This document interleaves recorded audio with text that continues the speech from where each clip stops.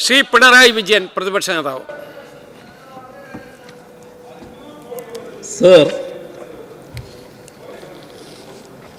ഒരു പുതിയ സർക്കാർ അധികാരത്തിൽ വരുമ്പോൾ സ്വാഭാവികമായും എല്ലാവരും ഉറ്റുനോക്കുക ആ സർക്കാരിൻ്റെ ആദ്യത്തെ നയപ്രഖ്യാപന പ്രസംഗമാണ്.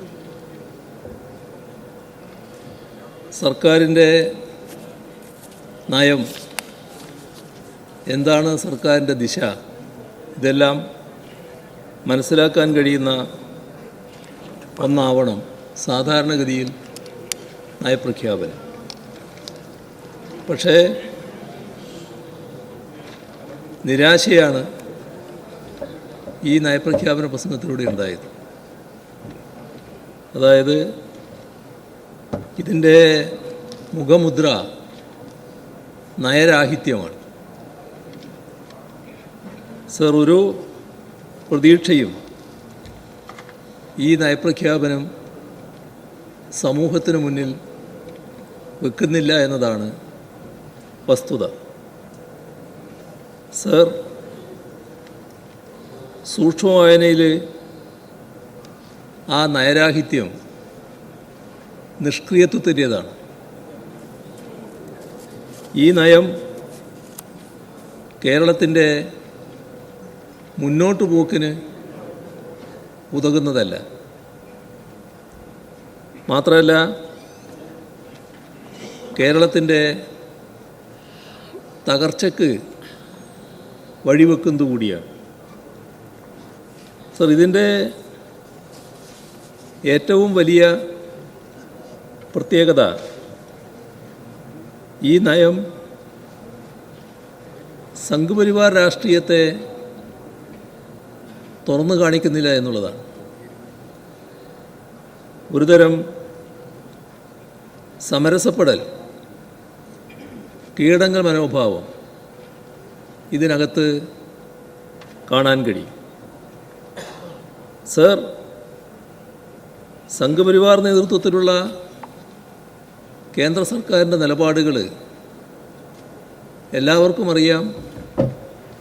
കേരളത്തിൻ്റെ താൽപ്പര്യങ്ങൾ ഹനിക്കുന്നതാണ്. ആ കേന്ദ്ര സർക്കാരിൻ്റെ നിലപാടുകൾക്കെതിരായി ഈ നയപ്രഖ്യാപന പ്രസംഗത്തിൽ യാതൊന്നും പരാമർശിക്കപ്പെട്ടില്ല. സർ, ഇവിടെ നമ്മുടെ സംസ്ഥാനങ്ങളുടെ ഭരണഘടനാപരമായ അവകാശങ്ങൾക്ക് മേൽ ഇപ്പോഴത്തെ ഭരണത്തിൻ്റെ പ്രാരംഭഘട്ടത്തിൽ തന്നെ ഒരുതരം രാഷ്ട്രീയ ദുരൂഹത ഉയർന്നു വന്നു എന്നുള്ളത് കാണേണ്ടതായിട്ടുണ്ട്. ഇപ്പോൾ കൂടുതലായിട്ട് അതിലേക്ക് പോകുന്നില്ല. പതിയെ അതിൻ്റെ എല്ലാ കാര്യങ്ങളും പുറത്തു വരുമെന്നാണ് പ്രതീക്ഷിക്കാവുന്നത്. സർ, നമ്മുടെ സംസ്ഥാനത്ത് നല്ല ഭൂരിപക്ഷത്തോടെ UDF ജയിച്ചു വന്നതിന് ശേഷം കണ്ടത് മുഖ്യമന്ത്രി പദത്തിലേക്കുള്ള വലിയ തർക്കം നടക്കുന്നതാണ്. അത് ആ പാർട്ടിയുടെ പ്രശ്നമാണ്. ഞങ്ങളാരും അതിൽ അഭിപ്രായം പറയാൻ പോയില്ല. പക്ഷേ തെരുവുകളിൽ ഗ്രൂപ്പ് യുദ്ധം സംഘടിപ്പിക്കുന്നതായി പിന്നീട് കാണാൻ കഴിയും. അതെല്ലാം കഴിഞ്ഞു, ഭരണം തുടങ്ങി. സർ, തുടക്കത്തിൽ എന്താണ് കാണാൻ കഴിയുന്നത്? ഇവിടെ കൂട്ടുത്തരവാദിത്വം നഷ്ടപ്പെടുന്നു എന്നതാണ് തുടക്കത്തിൽ തന്നെ ഉണ്ടായ പ്രതീതി. സർ, ഉന്നത ഉദ്യോഗസ്ഥതലത്തിൽ നടത്തിയ മാറ്റങ്ങൾ അത് ഏകപക്ഷീയമായി പോയി എന്ന ആരോപണം മന്ത്രിമാരുടെ ഭാഗത്തു നിന്ന് തന്നെ ഉയരുകയാണ്. അവിടെയാണ് കൂട്ടുത്തരവാദിത്വത്തിൻ്റെ ഇല്ലായ്മ വരുന്നത്. സർ, ഇവിടെ BJP നേതൃത്വത്തിലുള്ള കേന്ദ്ര സർക്കാർ ഭരണഘടനാ മൂല്യങ്ങളെ അട്ടിമറിക്കാനും ഫെഡറൽ വ്യവസ്ഥയെ തച്ചു തകർക്കാനുമാണ് ശ്രമിക്കുന്നത്. പ്രതിപക്ഷ കക്ഷികൾ ഭരിക്കുന്ന സംസ്ഥാനങ്ങൾക്കെതിരെ സാമ്പത്തിക ഉപരോധം, ഗവർണർമാരെ ഉപയോഗിച്ചുകൊണ്ടുള്ള രാഷ്ട്രീയ കളി, ഇതെല്ലാം തുറന്നു വരികയാണ്. മതനിരപേക്ഷത അനുദിനം അപകടപ്പെടുത്തുന്ന സമീപനം ശക്തിപ്പെടുന്നു. പക്ഷേ ഇത്തരം നയങ്ങൾക്കെതിരെ നയപ്രഖ്യാപനം കുറ്റകരമായ മൗനം പാലിച്ചതായിട്ടാണ് കാണാൻ സാധിക്കുന്നത്. സർ, നാം ചർച്ച ചെയ്താണ് സത്യപ്രതിജ്ഞാവേളയിലെ വന്ദേമാതര പ്രശ്നം. സർ, അത് വല്ലാത്തൊരു ദുരനുഭവമായല്ലോ. കേന്ദ്ര സർക്കാരിൻ്റെ രാഷ്ട്രീയ നിലപാടിനുള്ള കീഴ്പ്പെടലല്ലേ അതുണ്ടായത്. യാദൃശ്ചികമായി സംഭവിച്ചതാണ് എന്ന് കരുതാമോ? ഇന്നലെ കർണാടകയിലും അത് ആവർത്തിച്ചു എന്ന് വരുമ്പോൾ ഒരനുഭവത്തിൽ നിന്നും കാര്യങ്ങൾ ഉൾക്കൊള്ളുന്നില്ല എന്നല്ലേ കാണേണ്ടത്. സർ, സത്യപ്രതിജ്ഞാവേദിയിലെ മന്ത്രിസഭാ അംഗങ്ങൾ മാത്രം മതിയെന്ന് ഗവർണർ നിർദ്ദേശിച്ചുവെന്നും അത് തിരുത്തിക്കാൻ കഴിഞ്ഞുവെന്നും സർക്കാർ അഭിമാനപൂർവ്വം പറയുന്നതായി കണ്ടിട്ടുണ്ട്. അങ്ങനെയാണെങ്കിൽ അതിൻ്റേതായ സൗന്ദര്യം ഈ RSS അജണ്ട അംഗീകരിക്കുന്നതിൽ അതിന് വഴങ്ങാതെ നിൽക്കാൻ എന്തുകൊണ്ടാണ് കഴിയാതിരുന്നത്? സർ, ഇവിടെ ഞങ്ങൾ ഈ കഴിഞ്ഞ തെരഞ്ഞെടുപ്പിൽ പരാജയപ്പെട്ടു. ആ പരാജയം അംഗീകരിച്ച് തന്നെയാണ് ഞങ്ങൾ പോകുന്നത്. പക്ഷേ ഞങ്ങൾ ഈ സംസ്ഥാനത്ത് ഉയർത്തിയ രാഷ്ട്രീയമുണ്ട്. അതോടൊപ്പം കഴിഞ്ഞ സർക്കാർ മുന്നോട്ട് വെച്ച വികസന പരിപ്രേക്ഷ്യമുണ്ട്. അതെല്ലാം ഞങ്ങൾ മുറുകെ പിടിക്കുക തന്നെയാണ്. ഇവിടെ നേരത്തെ ചില പരാമർശങ്ങളുണ്ടായി. ഞങ്ങൾ നേരത്തെ പറഞ്ഞ കാര്യം അത് ഇതോടെയെല്ലാം അവസാനിച്ചുവെന്നല്ല ഞങ്ങൾ കാണുന്നത്. മുൻകാലങ്ങളിലുണ്ടായതുപോലെ തന്നെ കൂടുതൽ കരുത്തോടെ ഞങ്ങൾ തിരിച്ചു വരും എന്നുള്ളത് തന്നെയാണ് ഞങ്ങൾ കാണുന്നത്. സർ, ഇവിടെ നിയമവും കഴക്കൂട്ടവും ചാത്തന്നൂരും BJP ജയിച്ചു വന്നിരിക്കുന്നു. ഈ 3 മണ്ഡലങ്ങളിലും കോൺഗ്രസ് 3-ാം സ്ഥാനത്ത് എത്തി നിൽക്കുകയാണ്. UDF 3-ാം സ്ഥാനത്ത് എത്തിയിരിക്കുകയാണ്. അവിടെ നിയമത്തിൻ്റെ കാര്യത്തിൽ 2021 കിട്ടിയ വോട്ട് ഈ മഹാതരംഗം UDF അനുകൂലമായി ഉയർന്നു വന്നപ്പോൾ എന്തേ 2026 കിട്ടാതിരുന്നത് എന്നതും പരിശോധിക്കേണ്ട ഒരു കാര്യമാണ്. ഇപ്പോൾ അതിൻ്റെ മറ്റ് വിശദാംശങ്ങളിലേക്കൊന്നും ഞാൻ കൂടുതലായിട്ട് പോകുന്നില്ല. സർ, ഒരു പ്രത്യേകത കാണാനിടയായി. അത് സംസ്ഥാനത്തെ BJPയുടെ അധ്യക്ഷൻ ഇവിടെ നടത്തിയ നയപ്രഖ്യാപന പ്രസംഗത്തെ അഭിനന്ദിക്കുന്ന നിലയുണ്ടായി. സാമൂഹ്യ മാധ്യമങ്ങളിൽ പങ്കുവച്ച കുറിപ്പിൽ നയപ്രഖ്യാപനത്തിലുള്ള ഭൂരിഭാഗവും BJPയുടെ പ്രകടന പത്രികയിൽ നിന്നും കാഴ്ചപ്പാടിൽ നിന്നും പ്രചോദനം ഉൾക്കൊണ്ട് കടമെടുത്ത് തയ്യാറാക്കിയതാണ് എന്നാണ് അദ്ദേഹം അവകാശപ്പെട്ടിരിക്കുന്നത്. സർ, BJP അജണ്ട അനാവരണം ചെയ്യുന്ന നയപ്രഖ്യാപനമാണ് എന്ന് കണ്ടുകൊണ്ടാണ് അദ്ദേഹം അതിനെ അനുകൂലിച്ചത് എന്താണ് അദ്ദേഹത്തിൻ്റെ ഫേസ്ബുക്ക് പോസ്റ്റിലൂടെ വ്യക്തമാകുന്നത്. സർ, നമ്മുടെ സംസ്ഥാനം കടുത്ത സാമ്പത്തിക വിവേചനം കേന്ദ്ര സർക്കാരിൽ നിന്നും നേരിടുന്നൊരു നാടാണ്. GST നഷ്ടപരിഹാരം, വായ്പാ പരിധി നിയന്ത്രണം, കേന്ദ്ര നികുതി വിഹിതത്തിലെ അനീതി, കേന്ദ്രാവിഷ്കൃത പദ്ധതികളിലെ വിഹിതക്കുറവ്, സംസ്ഥാനത്തിൻ്റെ ഭരണഘടനാപരമായ അവകാശങ്ങളിൽ ഇടപെടൽ, ഇങ്ങനെ കേരളത്തിൻ്റെ ധനസ്ഥിതിയെ തകർക്കാനുള്ള ഒട്ടേറെ ശ്രമങ്ങളാണ് കേന്ദ്ര സർക്കാരിൻ്റെ ഭാഗത്തുനിന്നുണ്ടായത്.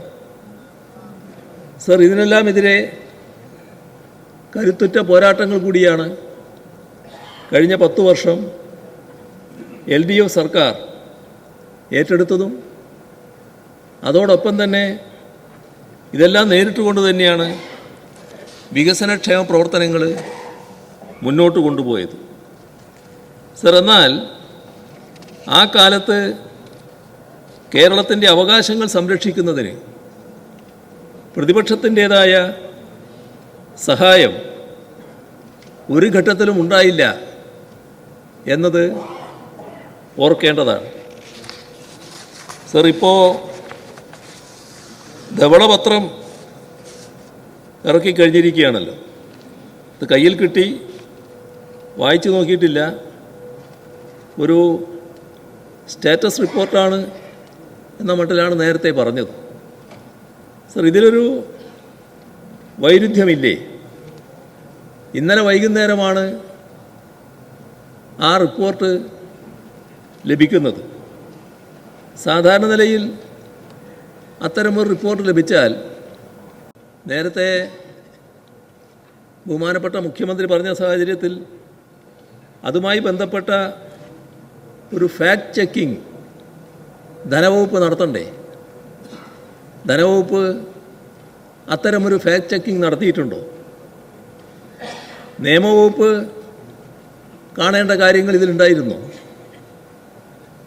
സിവിൽ സർവൻസ് പരിശോധിച്ച് സർക്കാർ രേഖയായി ഓതൻറ്റിക്കേറ്റ് ചെയ്യാതെ കണ്ണടച്ച് സഭയിലേക്ക് കൊണ്ടുവരുന്നത് ശരിയായ രീതിയാണോ? സർ, മന്ത്രിസഭ കണ്ടുവെന്ന് നേരത്തെ അവകാശപ്പെടുകയുണ്ടായി. സർ, മന്ത്രിസഭ കണ്ടതുകൊണ്ട് ഫാക്ട് ചെക്ക് നടന്നോ എന്ന് വരുമോ? സർക്കാരിൻ്റെ പേരിൽ പുറത്തു വരുന്ന പോളിസി ഡോക്യുമെൻറ്റുകൾ പ്രിസ്ക്രൈബ്ഡ് പ്രൊസീജിയർ അനുസരിച്ചല്ലേ വേണ്ടത്? സാമ്പത്തിക നയം, ധനകാര്യ വിലയിരുത്തൽ, ഇതിലെല്ലാം അതിൻ്റേതായ നടപടിക്രമങ്ങൾ വേണ്ടേ? ഇവയ്ക്കെല്ലാം സാധാരണ സ്വീകരിക്കുന്ന നടപടിക്രമങ്ങളുണ്ടല്ലോ. ക്യാബിനറ്റ് സർക്കുലേഷൻ, മുഖ്യമന്ത്രിയുടെ അംഗീകാരം, ഫൈനാൻസ് ഡിപ്പാർട്ട്മെൻറ്റ് കൺകറൻസ്, ഇതെല്ലാം ഈ രേഖയുടെ കാര്യത്തിൽ നടപടിക്രമങ്ങൾ പാലിച്ച് ഉണ്ടായിട്ടുണ്ടോ? ഇവിടെ ജനങ്ങൾ പ്രതീക്ഷിക്കുന്നത് ജനക്ഷേമത്തെ അധിക ചെലവായി കാണാത്ത സാമൂഹ്യനീതിയുടെ അടിത്തറയായി കാണുന്ന ഒരു രാഷ്ട്രീയ ദിശയാണ്. ആ നിലപാട്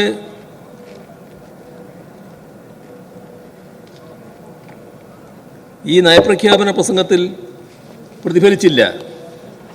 ഇത് കേരളീയരെ സംബന്ധിച്ചിടത്തോളം അത്യന്തം നിരാശാജനകമാണ്. സർ, തൊഴിലുറപ്പ് നിയമം അട്ടിമറിച്ച് പുതുതായി വന്ന BBG റാംജി അതിനെപ്പറ്റി ഒന്നും പരാമർശിച്ചതായി കണ്ടില്ല. കേന്ദ്ര സർക്കാരിൻ്റെ സാമ്പത്തിക നയങ്ങൾ, വർഗീയ ചേരിതിൽ സൃഷ്ടിക്കുന്ന നയങ്ങൾ, ഇതൊന്നും എതിർത്തതായിട്ട് കാണുന്നില്ല. പശ്ചിമേഷ്യയിലെ യുദ്ധ സാഹചര്യം നമ്മുടെ നാടിനെ വല്ലാതെ ബാധിക്കുന്നതാണ്. ഇതിലും കേന്ദ്ര സർക്കാരിൻ്റെ നിലപാടുകൾ തുറന്നെതിർക്കുന്നതായി കാണുന്നില്ല. പ്രവാസികളെ ദോഷകരമായി ബാധിക്കുന്ന ഗൾഫ് പ്രതിസന്ധി, അതിനെപ്പറ്റിയും പരാമർശമില്ല. സർ, ഈ സ്ഥിതിവിശേഷം കേരളത്തെ എങ്ങനെ ബാധിക്കും? ഇത് മറികടന്നു പോകാൻ എന്തൊക്കെയാണ് നയപരിപാടികൾ? ഇതൊന്നും നയപ്രഖ്യാപനം പരാമർശിക്കുന്നില്ല. സർ, വലിയ ആശങ്ക ഉയർത്തുന്നത് ക്ഷേമനയങ്ങളെക്കുറിച്ചുള്ള അനിശ്ചിതത്വമാണ്. പൊതുവിദ്യാഭ്യാസ മേഖലയുടെ സംരക്ഷണം തുടരുമോ? പൊതുജനാരോഗ്യ സംവിധാനത്തെ കൂടുതൽ ശക്തിപ്പെടുത്തുമോ? ലൈഫ് ഭവന പദ്ധതി തുടരുമോ? ക്ഷേമ ബോർഡുകൾ സംരക്ഷിക്കപ്പെടുമോ? ഭാവി കേരള വികസനത്തിൻ്റെ ചാലകശക്തിയായ കിഫ്ബി തുടരുമോ? അതിദാരിദ്ര്യ നിർമ്മാർജ്ജന പരിപാടിക്ക് തുടർച്ചയുണ്ടാകുമോ? ഇതിനെല്ലാമുള്ള മറുപടി ജനങ്ങൾ ആഗ്രഹിക്കുന്നതാണ്. സർ, പുതുയുഗ കേരളം ഒരു മുദ്രാവാക്യം മാത്രമായി നയപ്രഖ്യാപനത്തിൽ എഴുതി ചേർത്തിട്ടുണ്ട്. പക്ഷേ എന്താണ് അതിനുള്ള കർമ്മപരിപാടി? അത് സംബന്ധിച്ച് ഒരു വരി പോലും ഈ നയപ്രഖ്യാപനത്തിലില്ല എന്നതാണ് വസ്തുത. സർ, അങ്ങക്കിനി എത്ര സമയം കൂടെ വേണം?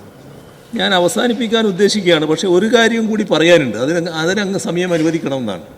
അതായത് നമ്മുടെ ബഹുമാനായ നിലമ്പൂർ അംഗം നേരത്തെ സംസാരിക്കുമ്പോൾ ഒരു കാര്യം പറയുകയുണ്ടായി. അതൊരു പൊതുവിൽ അദ്ദേഹം മനസ്സിലാക്കുന്നതിനും അദ്ദേഹത്തെ പോലെ ചില അംഗങ്ങൾ കാര്യങ്ങൾ മനസ്സിലാക്കുന്നതിനും അത് പറയുന്നത് നന്നായിരിക്കും എന്നാണ് തോന്നുന്നത്. അത് പറയാനുള്ളൊരു സമയം അങ്ങ് അനുവദിക്കുമെന്ന് പ്രതീക്ഷിക്കുകയാണ്. സർ, ഇന്നലെ നിലമ്പൂർ അംഗം എന്തോ ഒരു പുതിയ കണ്ടുപിടുത്തം എന്ന നിലയിലാണ് കാര്യങ്ങൾ ഉന്നയിക്കുന്നതായിട്ട് കണ്ടത്. സർ, ഇത് കേട്ട് കൈയടിച്ച ആളുകൾ നമ്മുടെ സഭയിലുണ്ട്. ഇതൊരു പുതിയ കാര്യമല്ല. വർഷങ്ങൾക്ക് മുൻപ് അരുൺ ഷൂരി ഇല്ലസ്ട്രേറ്റഡ് വീക്കിലിയിൽ എഴുതിയ നിറം പിടിപ്പിച്ച നുണകളും അർദ്ധസത്യങ്ങളും ഇവിടെ വീണ്ടും ഉയർത്തി പുതിയ കാര്യമായി കാണിക്കാനുണ്ടായത്. അരുൺ ഷൂരി ആകട്ടെ ആശ്രയിച്ചത് സംഘപരിവാറിൻ്റെയും ചില പഴയ കോൺഗ്രസ്സുകാരുടെയും മുനതേഞ്ഞ ആരോപണങ്ങളാണ്. അതിനെല്ലാം അപ്പോൾ മറുപടിയും നൽകിയിട്ടുണ്ട്. ആ മറുപടിക്ക് മുന്നിൽ വിശദീകരണമില്ലാതെ അവർ തളർന്നിരുന്നിട്ടുമുണ്ട്.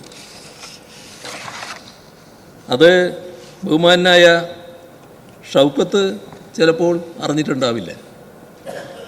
ക്വിറ്റ് ഇന്ത്യ സമരത്തിലെ കമ്മ്യൂണിസ്റ്റ് പാർട്ടിയുടെ നിലപാടിനെ വിമർശിച്ചായിരുന്നു ഷൂരിയുടെ ആ ലേഖനം. അതിന് അന്നത്തെ പാർട്ടി പോളിറ്റ് ബ്യൂറോ അംഗം എം ബസവ പുന്നയ്യ ഇല്ലസ്ട്രേറ്റ് വീക്കിലിയിൽ തന്നെ മറുപടി നൽകി. പീപ്പിൾസ് ഡെമോക്രസിയിൽ വിശദമായ മറുപടിയും നൽകി. രണ്ടാം ലോക മഹായുദ്ധം 1939 രണ്ട് സാമ്രാജ്യത്വ ശക്തി ധ്രുവങ്ങളാണ് ഉണ്ടായത്. അച്ചുതണ്ട് ശക്തികൾ ഒരു ഭാഗത്ത്, ജർമ്മനി, ജപ്പാൻ, ഇറ്റലി; മറുവശത്ത് സഖ്യശക്തികൾ, Britain, France, America. Soviet Union ആദ്യഘട്ടത്തിൽ ഇരുവശത്തും ഇല്ലായിരുന്നു. സോവിയറ്റ് യൂണിയൻ യുദ്ധത്തിൽ ചേർന്നില്ല. 1941 ജർമ്മനിയും കൂട്ടാളികളും വലിയ മുന്നേറ്റമുണ്ടാക്കിയ ശേഷം സോവിയറ്റ് യൂണിയനെ ആക്രമിക്കാൻ പുറപ്പെട്ടു. അതോടെയാണ് സോവിയറ്റ് യൂണിയൻ ബ്രിട്ടനോടൊപ്പം ചേർന്ന് ജർമ്മനിക്കെതിരെ യുദ്ധരംഗത്തേക്ക് വന്നത്. ആ സമയത്ത് നമ്മുടെ രാജ്യത്ത് തീക്ഷ്ണമായ സ്വാതന്ത്ര്യ സമരം നടക്കുകയാണ്.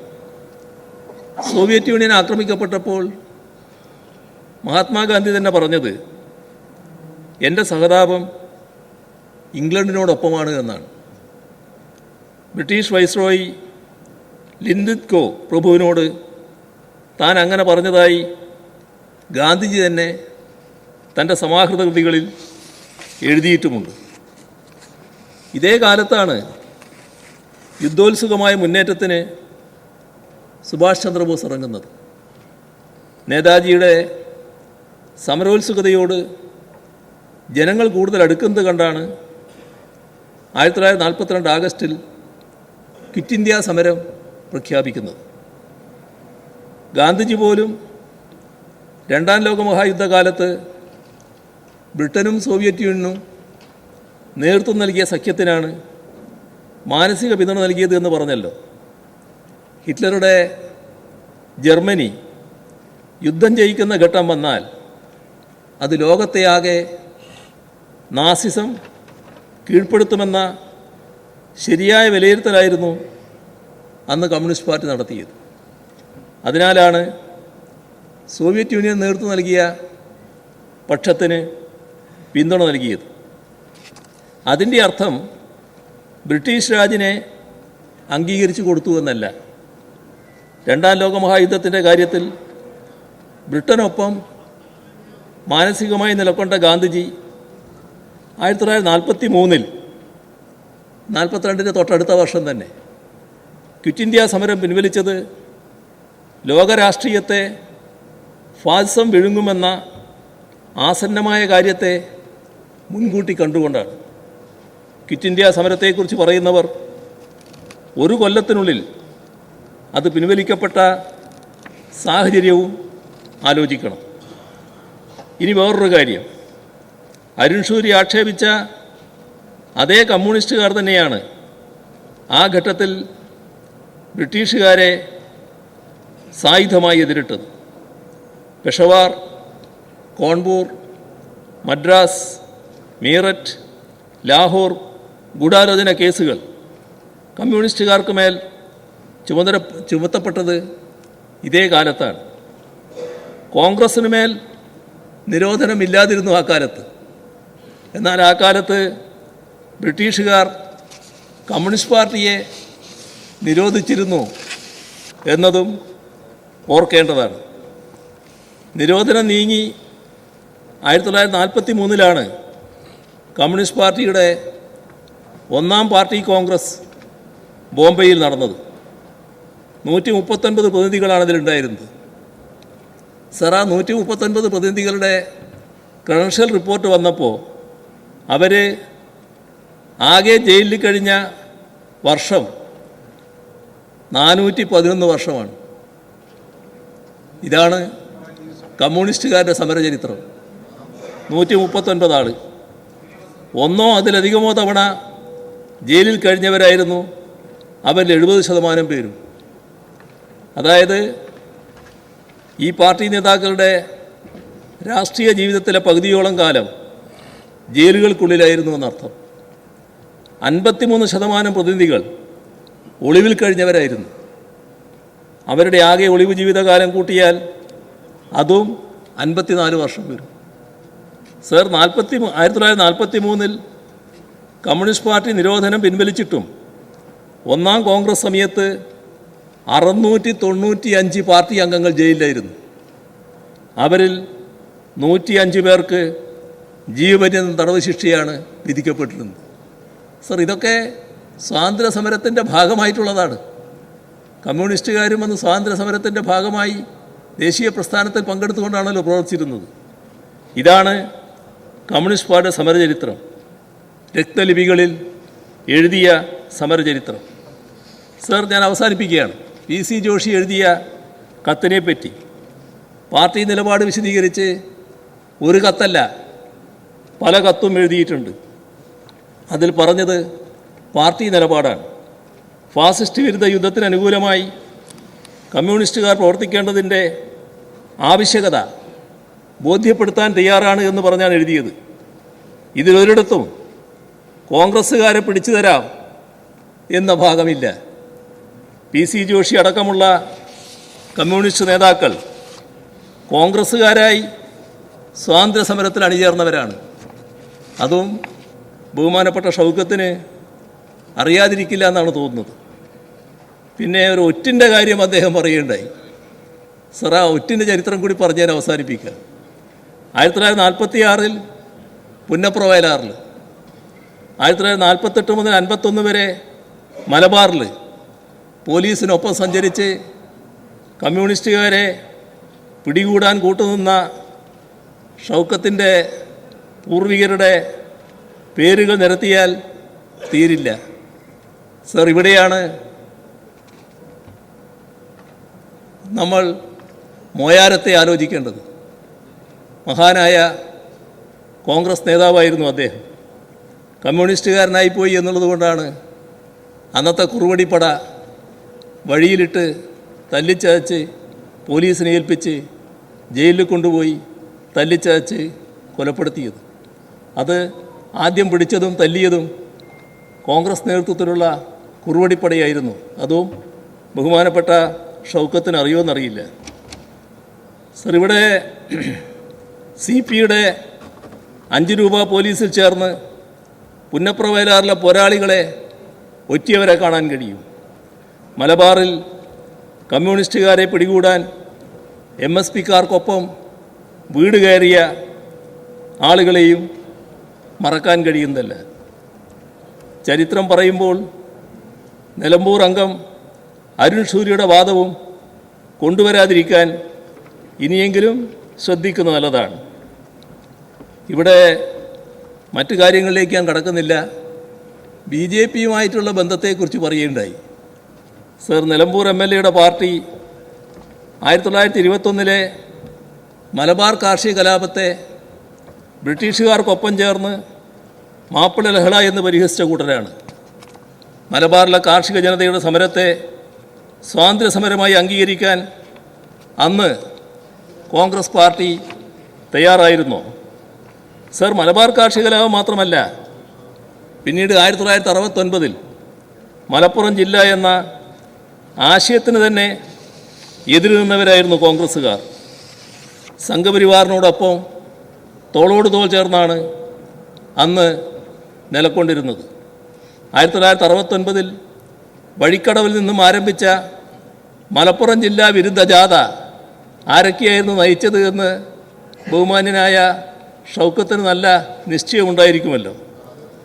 ജില്ലാ വിരുദ്ധ സമരത്തിനായി AB വാജ്പേയി കേരളത്തിൽ മലപ്പുറത്തിൻ്റെ മണ്ണിൽ വന്നു. കണ്ട, വാജ്പേയിയുടെ പേര് പറയുമ്പോൾ അവിടെ ഒരു പൊള്ളൽ. യഥാർത്ഥത്തിൽ പൊള്ളേണ്ടവർ ഇവിടെ ഇരിക്കുന്നുണ്ട്.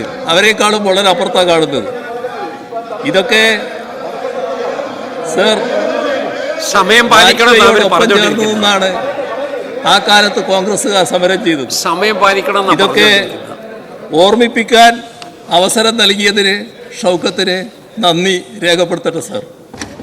സർ, കഴിഞ്ഞ സർക്കാരിൻ്റെ ക്ഷേമ വികസന പ്രവർത്തനങ്ങളെ രാഷ്ട്രീയ ലക്ഷ്യത്തോടെ മാത്രം എതിരിട്ട UDF എന്ത് ബദലാണ് സർ ഇപ്പോൾ മുന്നോട്ട് വെക്കുന്നത്?